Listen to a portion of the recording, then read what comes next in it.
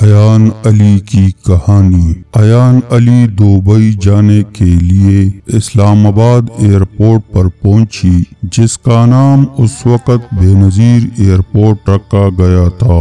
وہ VIP lounge تک آئی اور اپنا سامان کاؤنٹر پر رکھا تو کسٹم حکام نے اس کا بیگ چیک کرنا چاہا۔ ایان علی نے لاپرواہی سے بیگ کھولا اور اعجاز چودھری نامی کسٹم انسپکٹر نے بیگ میں پڑے 2 کپڑے ہٹائے تو نیچے ڈالروں کی گٹھیاں پڑی ہوئی تھی۔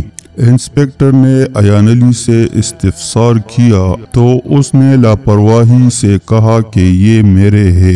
اس نے کہا میڈم مجھے یہ رقم زیادہ لگ رہی ہے، کم و بیش $5000 سے زیادہ کیش لے جانا غیر قانونی ہے۔ پھر اس نے گٹھیاں گنی تو وہ $5 لاکھ تھے۔ کسٹم انسپکٹر نے اپنے سینئر کو مطلع کیا اور ایان علی کو صوفے پر بٹھا دیا۔ ایان علی کو کوئی خاص پریشانی نہیں تھی، اس کے لیے یہ روز کا معمول تھا، لیکن اعجاز چودھری کے لیے یہ غیر معمولی بات تھی۔ وہ جانتا تھا کہ ایان علی ہفتے میں 2 مرتبہ دبئی جاتی ہے اور اس کے سامان کی کوئی خاص چیکنگ نہیں ہوتی اور کسٹم کا عملہ ہی اسے ہینگر تک لے کے جاتا ہے۔ سینئر حکام آ گئے اور انہوں نے اعجاز چودھری کو ایک طرف لے جا کر کچھ سمجھانے کی کوشش کی۔ اعجاز چودھری اکڑ گیا اور اپنی قانونی پوزیشن بتانے لگا۔ نیز اس نے اس دوران CIA اور نارکوٹکس کے افسران کو بھی مطلع کیا۔ دوسری ایان علی بیزاری سے صوفے پر بیٹھ کر مالکوں سے مسلسل فون پر بات کرتی رہی۔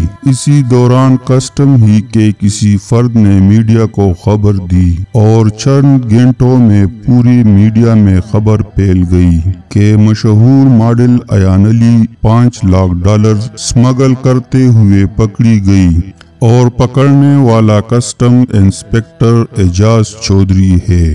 بات چونکہ اب پھیل گئی تھی، لہذا کسٹم حکام کو بھی مجبور ہو کر سٹینڈ لینا پڑا۔ انہوں نے ایان علی کا سفری دستاویزات اور ڈیٹا کی انکوائری کی تو صرف 1 سال میں ایان علی 43 مرتبہ دبئی کا سفر کر چکی تھی۔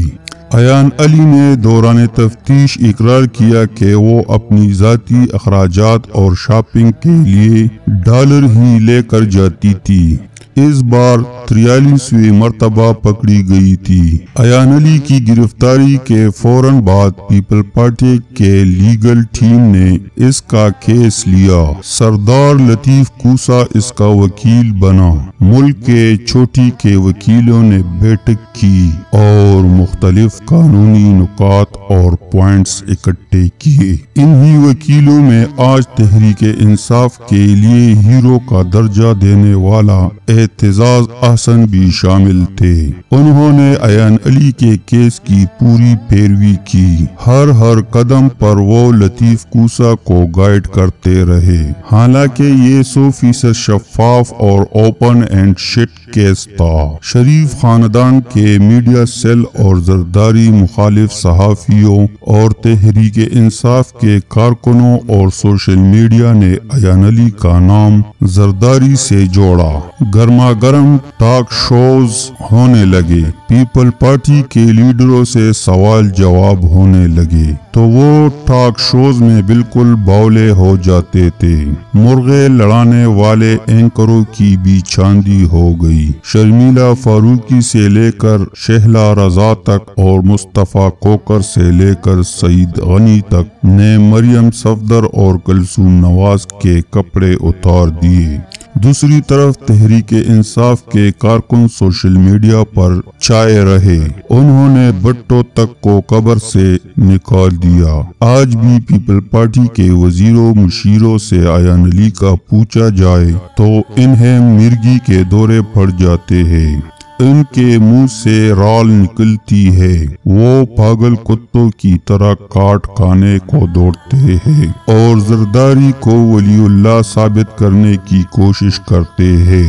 بہرحال ایان علی کی گرفتاری سے اس ریاست اور اس کے اداروں کا اصل امتحان شروع ہوا۔ وہ جیل گئی، پھر جب پیشیوں پر آتی تو پورے سرکاری پروٹوکول کے ساتھ پیش قیمت برانڈ کے ڈریس اور تازہ میک اپ کر کے عدالت آتی تھی۔ اسے جیل کے 5 سٹار بیرک میں رکھا گیا۔ کمرے میں دنیا کی ہر سہولت موجود تھی۔ وہ امپورٹڈ منرل واٹر پیتی تھی اور ناشتے میں امریکن اور چائنیز فوڈ کھاتی تھی۔ اسے ورزش کی مشینوں مہیا کی گئی۔ اس کا فون اور لیپ ٹاپ کسٹم حکام کے پاس تھا، لہذا اسے ایک اور فون دیا گیا۔ اس کی خدمت کے لیے پورے جیل کا عملہ وقف تھا۔ ایان علی کے سارے کیس اور قید میں سب سے زیادہ چاندی وکیلوں کی ہوئی۔